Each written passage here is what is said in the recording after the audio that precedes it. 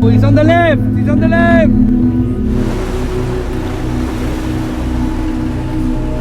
South America, the top end, is a 28-day journey across the rarely visited northernmost part of this amazing continent. The travel industry is only just starting to appreciate this remarkable region, but since 2017, travel directors have been running one of their most successful trips to this tropical and undiscovered region of South America.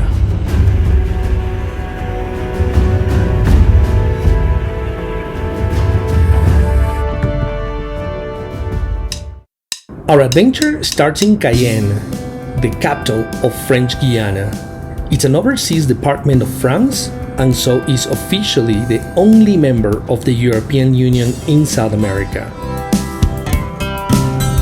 We sail 14 kilometers off the coast to the Salvation Islands, where we visit the remains of a legendary penal colony which was still being used well into the 20th century. This is the infamous Devil's Island, where the famous convict known as Papillon was incarcerated. As the story goes, he escaped from the island in 1941, floating across the shark-infested sea using a bag of coconuts as a makeshift raft. We also visited the massive Ariane Space Center in Kourou and learned fascinating facts behind the launch of spacecraft from this remote jungle location. We may even have the chance to witness a launch itself. Top. Allumage Vulcain, allumage des EAP, décollage. We continue our journey west towards Suriname. We stop in Saint-Laurent-du-Maroni to visit a transportation camp, another notorious penal colony with a grim history. The dreaded guillotine was used many times, as described by an inmate who carved his name on the floor of cell number 47, Papillon himself. We enjoy a refreshing al fresco lunch by the water before crossing the river Maroni, which forms the international border with Suriname. Our Surinamese team is waiting to greet us on the opposite bank. A simple customs check, then we are on our way to the capital, Paramaribo. Our beautiful hotel is located on the banks of the river Suriname. And here we enjoy our first private dinner in a unique atmosphere.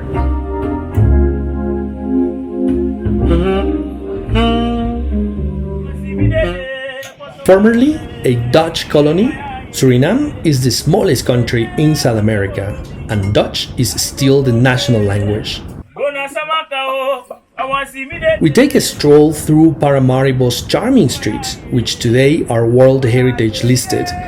The Dutch influence is everywhere. Visiting a traditional Maroon village, we share lunch with the friendly locals and experience their passion for music.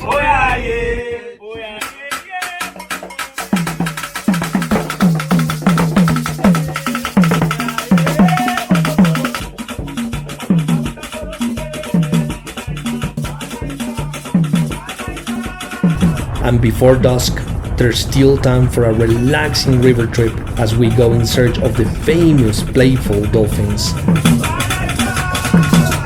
Our final evening meal in Suriname is a special one before we head to our next destination, Guyana.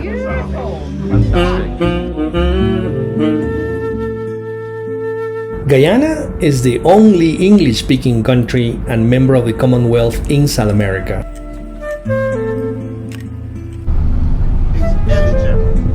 Although emancipation dates back to 1966, the British influence is still very noticeable here. This is a government building, no shutters. Everyone loves cricket and they even eat marmite.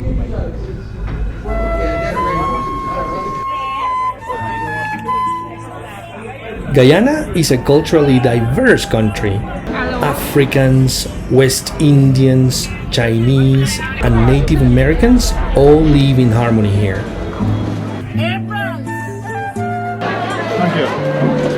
Hello. Hello. Our tour of the capital, Georgetown, includes a small lake containing a family of manatees. These incredible creatures are the water-dwelling relatives of elephants and the only marine mammal herbivore species in the world. We also visit Georgetown's striking cathedral, whose organ is clearly in need of a bit of attention. I'd really like to show our appreciation by leaving the odd donation for the fix the bloody organ. Okay, thank you. Do this again. Thank you in your heart. Thank you very much. Come again. A special evening treat is dinner under the stars, accompanied by one of the country's top steel bands.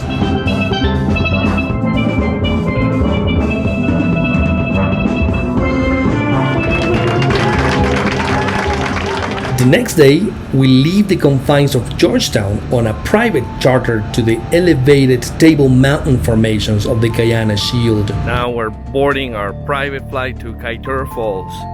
Take a big photograph on the inside of the airplane. We fly over the so-called Green Heart of Guyana, getting fantastic views of the rainforest down below.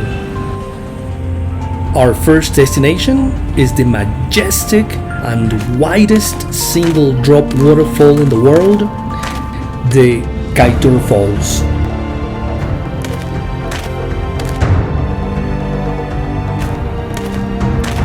Three times the height of Niagara, the falls are the iconic national symbol of Guyana. The water plunging a staggering 250 meters into the rainforest below. It is an incredible spectacle, and being so remote, very few people get the chance to witness the falls firsthand. It is a genuine privilege to visit here.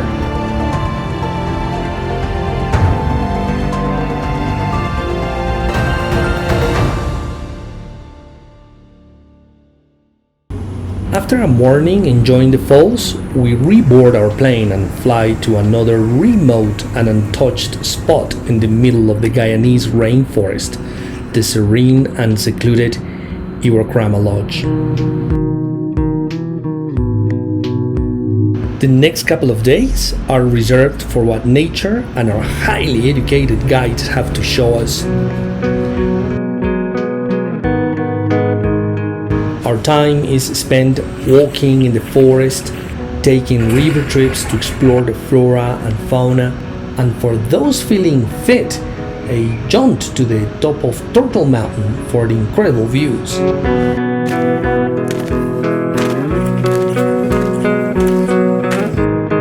Rainforest covers a third of the country, and in 1996, Guyana signed an agreement to protect the region for conservation and research. The Iwokrama Forest is one of the most intact tropical rainforests of the planet and contains an unbelievable biodiversity.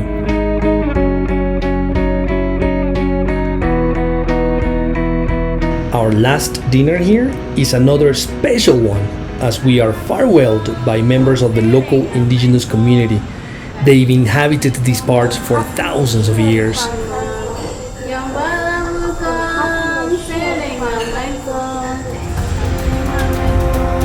We reboard our private plane for the flight back to Georgetown, where we spend one more night before heading offshore to the islands of Trinidad and Tobago, on the eastern border of the Caribbean Sea.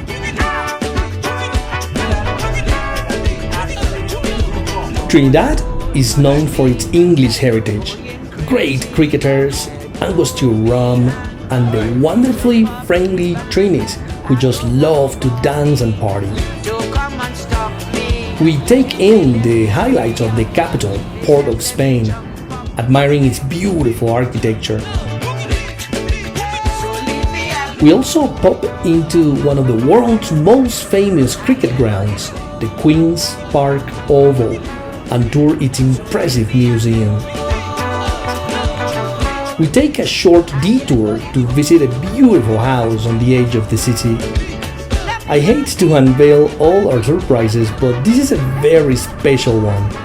This is the home of a genuine cricketing legend, the so-called Prince of Trinidad, Brian Lara. When he's not traveling, the great man and his dog welcomes us into his home for a beer and a chat. He also shows us around his private cricket museum. He is a charismatic host and a great ambassador for his country.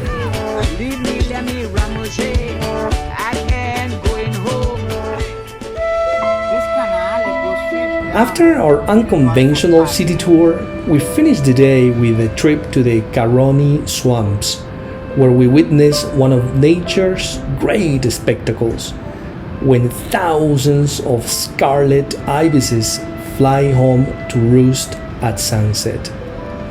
It's a jaw-dropping sight.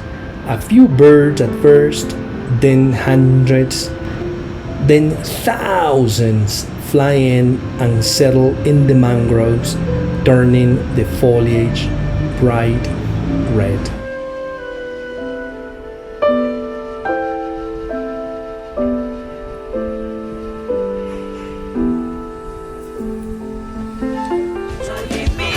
A visit to Trinidad would not be complete without also taking in Tobago, a short 20-minute flight from Port of Spain. And although joined to Trinidad since 1888, Tobagonians are almost exclusively of African ancestry.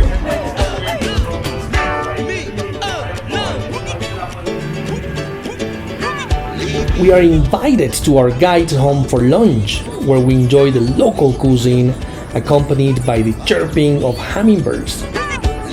There are 6 species of hammers in Tobago. They are considered the main pollinators of the island. We spent our day in Tobago enjoying the coral reefs, lush forest, and idyllic beaches. It's also a chance to polish our Spanish before our flight to Kanaima in Venezuela. Charter flight to Kanaima, Venezuela. Kanaima is a small paradise located in a remote corner of Venezuela. It's our gateway to the Angel Falls and is populated by the Pemon people, for whom this has always been their home.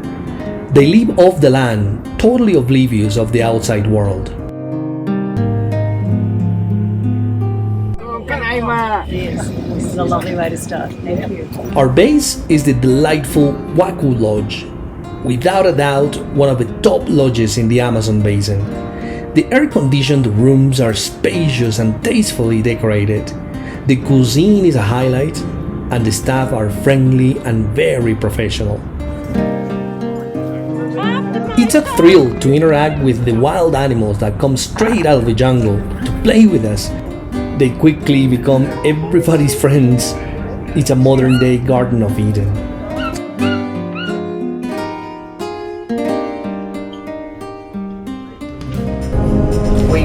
The guides give us an evening briefing ahead of one of the most exciting days of the entire tour, our expedition to the Angel Falls. Off Angel Falls, there's a camp set up and we're going to have lunch.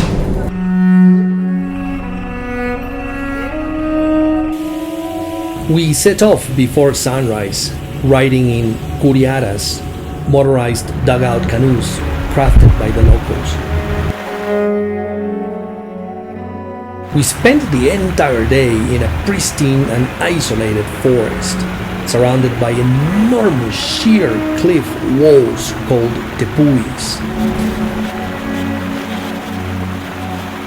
When it comes to adventure travel, there can be few as exciting as this. This dwarfing effect is so real. We feel completely removed from the rest of the world. We ride the river Churun upstream for 73 kilometers. This river is actually fed by the falls themselves. The Pemon crew are incredibly experienced. One of them sits in the boat, his feet dangling on either side, paddle in hand, ready to dig into the riverbed when drastic steering is required. No one knows the river Churun better than these guys. Once at our base camp, it's a 90-minute hike to the base of the world's highest waterfall. Our first view is almost indescribable.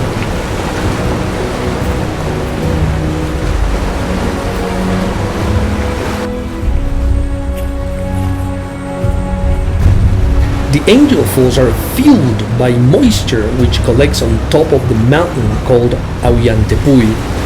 Water plummets 979 meters into the jungle below. A mesmerizing sight.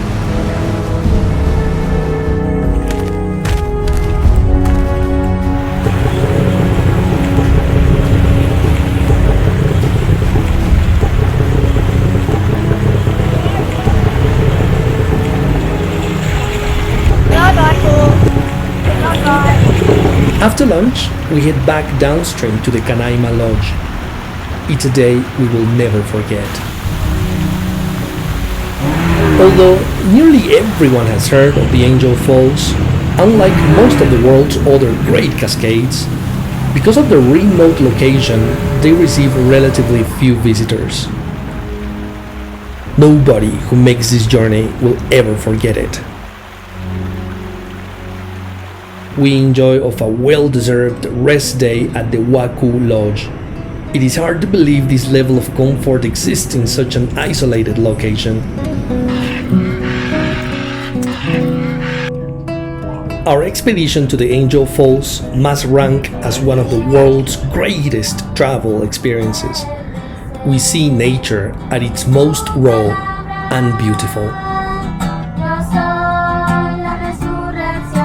It's hard to drag ourselves away from such an incredible location, but there is much more to be seen. Next stop, Venezuela's great capital, Caracas. It is true, Venezuela is going through a difficult time in its history, which means we only go to the most important and trouble-free parts of the country. Caracas is undoubtedly one of these. It's a lovely city, full of beautiful colonial buildings and very friendly people who give us a warm welcome. Our guided walk includes the majestic main square. This is where the country's founder, the great Simón Bolívar, was born. Venezuelans maintain a profound love for the father of the nation and continental liberator. We end our day in Caracas with a flight to Bogotá, the capital of Colombia. Colombia is perhaps the biggest surprise of the entire trip, and another great addition to travel director's portfolio.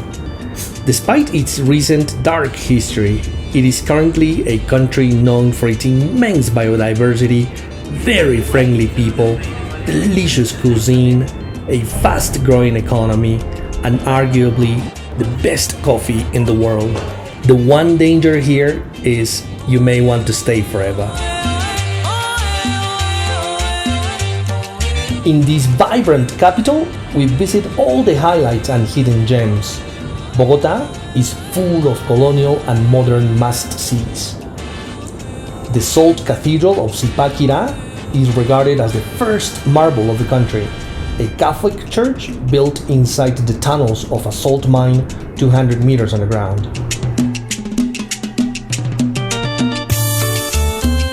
We then head out of the city and into the Colombian countryside to the famous coffee growing region for a 2-night stay. We visit the mountainous Cocora Valley and hike among the giant wax palm trees, the national tree of Colombia in fact. These palms have been known to grow as high as 60 meters and are unique to the wild of Cocora Valley. The views along this short hike are simply breathtaking.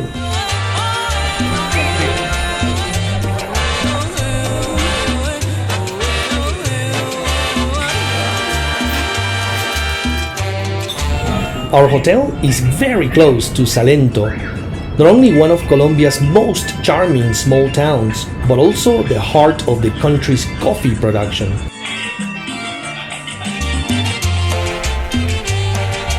We use the most popular means of transport in the area to reach a small signature coffee farm called Finca El Ocaso, where we are introduced to the organic, hand-picked, and famed Colombian coffee. Colombians are justifiably proud of and passionate about their coffee, and this is obvious as we watch them at work. That was Bruce Coffee Pig. I was told I was a perfectionist. Perfection. Let me see yours. I gave all mine away. Terrible. Yeah.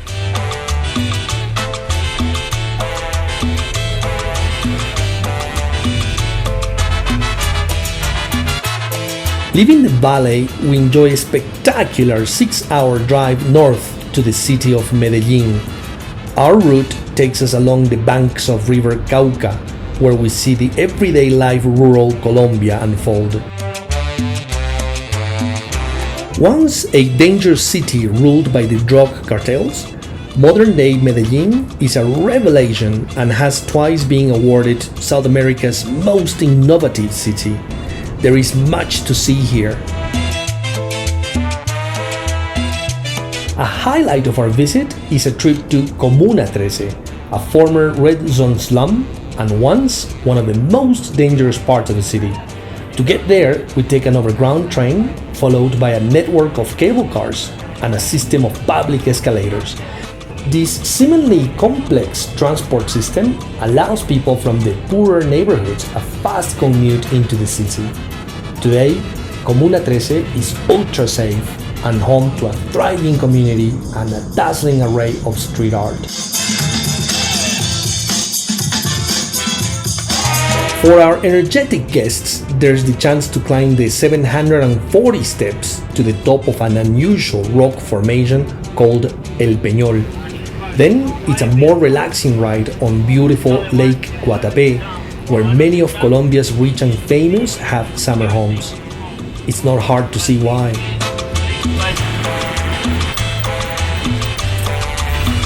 We disembark in Guatapé itself, a colorful town of cobbled stone streets and irresistible charm.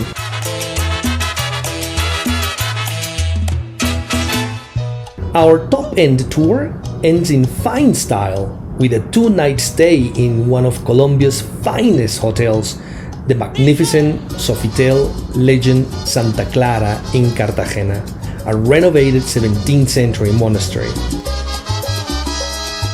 Perched on the shores of the Caribbean, Cartagena is one of the most beautiful and best preserved colonial cities in South America.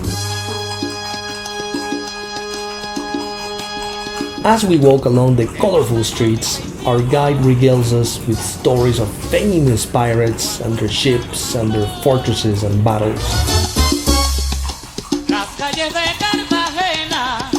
We also learn about the dreaded Spanish Inquisition, which once had a base in this wonderful city.